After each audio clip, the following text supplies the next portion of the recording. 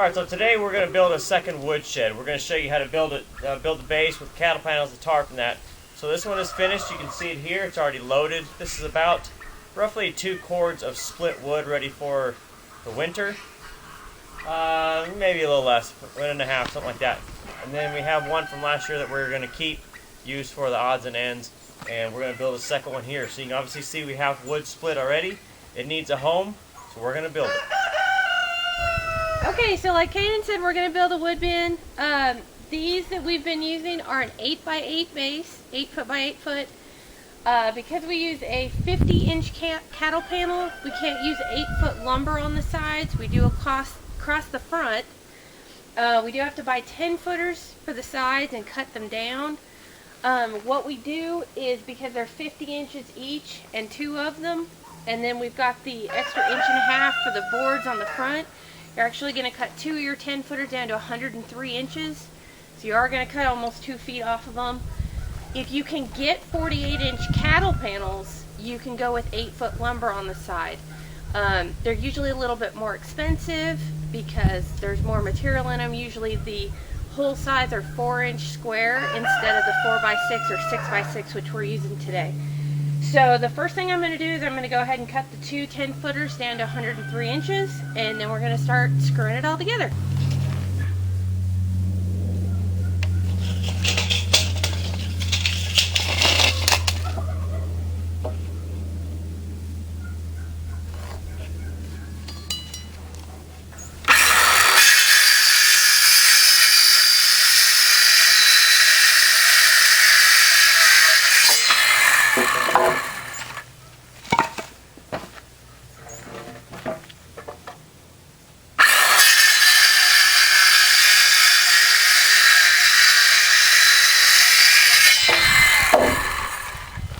Okay, so we've got our 2 pieces cut. So along the front, we're going to use the 8-footers. Down the sides, because that's where the cattle panels are going to sit in, is where we're going to use our cut down pieces. For this project, I'm using pressure treated. The ones that we've used in the past have been non-pressure treated. And in our environment up here in the high desert, non-pressure treated lasts fine. I've used those other ones for 3 years. They're not having any problems. They were reclaimed wood, so one of them was starting to splinter at the corners. These are probably going to be a little longer term, so we're starting over. We're putting pressure treated bases on them, and we may not replace these things for 10 or 15 years. It's kind of hard to say. If you're in a wet environment, don't try non-pressure treated. It'll probably rot off. If you've got a lot of termites, you're looking at the same thing. For this whole project, we've got, of course, the cattle panels, but they cost about $20 a piece.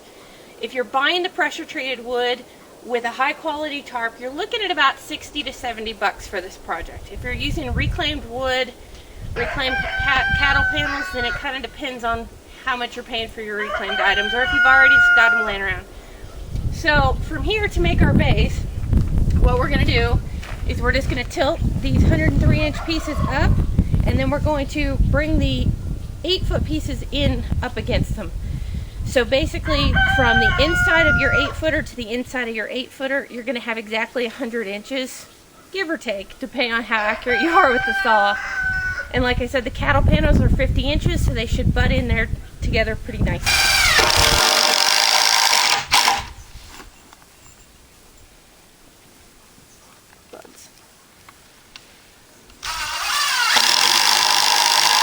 Okay, so now that we've got our corners screwed together, and you can use anything from about 2.5-inch wood screws up to 3s. I prefer 3s. We build everything with 3s. They come in a big tote, which for us is a good idea.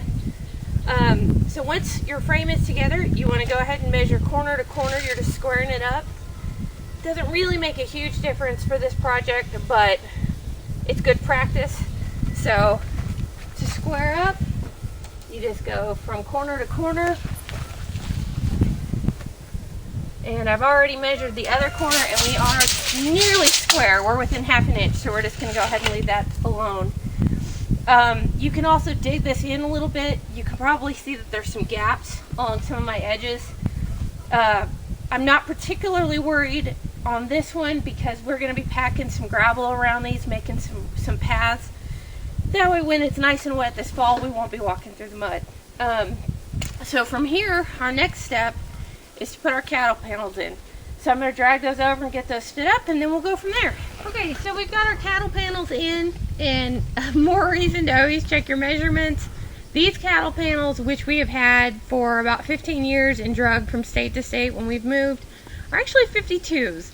So we've got a little overlap, not a big deal. If you want to do an 8x8 exactly and just buy 8-foot lumber and you get 50-inch cattle panels, you're going to have basically the same thing. You're going to have 4 inches of overlap. Now there's a number of ways to attach your cattle panels to your frame. Some people like to use staples and just use the great big fence staples and actually staple the cattle panels to the wood. You can do that if that's how you want to do it. Me personally, we like to do it because life on a homestead is constantly evolving. We like to do it where it's very easy to take apart if in 3 years we decide this is not what we want to do. So I actually use the sandwich method, which is just an extra 2x4. You just go ahead and put your panels in place where you want them, and just go ahead and screw the 2x4 to your outer 2x6. And what it does is when you screw them in, it tightens up over that cattle panel, keeps it from moving. That thing is not coming out of there. But if I go to take this thing apart, it's also going to take me all of about 3 minutes to get these cattle panels out of here. So do it any way you want. The big reason on these wood bins to keep the cattle panels to the inside of your frame as opposed to stapling them to the outside is simply for snow load, but also for the movement of your wood. What'll happen in a big wood stack is if something gets a little off-centered, because of course we don't always pull wood evenly, you could get enough weight to the outside that if you stapled to the outside, you could blow your staples out. And then you've got just a crazy loose cattle panel and your wood everywhere.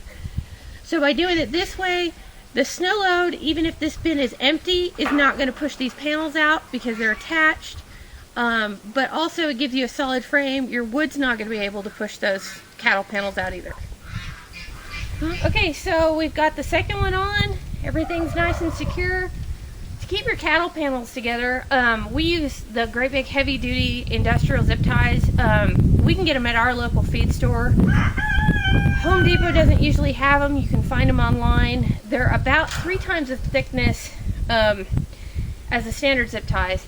And we just go ahead and wrap them every couple of holes just to keep these things together. If you don't want to use zip ties, you can also take a thin lightweight wire and wrap them together. I've done both. It's just a lot faster to do zip ties. If you can't get the heavy duty ones, you can use the standards. You're looking at a zip tie that's about 6 to 8 inches. And if you're going to do that, I would go every other hole just to kind of tighten it up a little bit. Mostly, it's just to keep the panels together so that you don't get a lot of friction on your tarp. So at this point, the bin itself is actually ready. So we're just going to go ahead and stretch out the tarp and secure it. And we're about done. So there you have it. The tarp is on. We're using a 12x16 tarp. That's simply to make sure that we reach the ground on both sides. It does kind of leave a little bit of a gap in the back. Just pull it in, screw it to the bottom just to try and keep it a little closed in the back if you want. You don't have to. So what we've done is along the front with the holes, we've secured it to the cattle panel with zip ties. And then through the holes, and it's kind of hard to see, we're using big fender washers with last screws to kind of hold it all together. You can try and screw directly through the tarp material, but you're going to get some fraying. So if you can use those fender washers through the existing tarp holes, it's gonna last much longer. Do yourself a favor, don't skimp. Get the heavy duty tarp. We found out from personal experience that the lightweight tarps last about a year. Heavy duty tarps, if they're not taking a lot of wind, can go 3 and 4 seasons. The other thing about it is now it's ready to take the wood. You can, if you're in a dry environment like we are, we stack directly on the ground. If you're in a wetter area, my suggestion is to get some pallets because you're full 8 feet. Most pallets are 44 by 48, so you can get 2 pallets in side by side and stack. And it'll take a full 4 pallets in the bottom to stack your wood on. If you don't want to do that, you can also lay 2x4s down in the bottom. You can gravel it. There's lots of options. But if you're in a moist environment at all, go ahead and do that. And there you have it. If you have any questions, if anything I forgot to mention or cover, just shoot us a message and we'll get back to you. Thanks.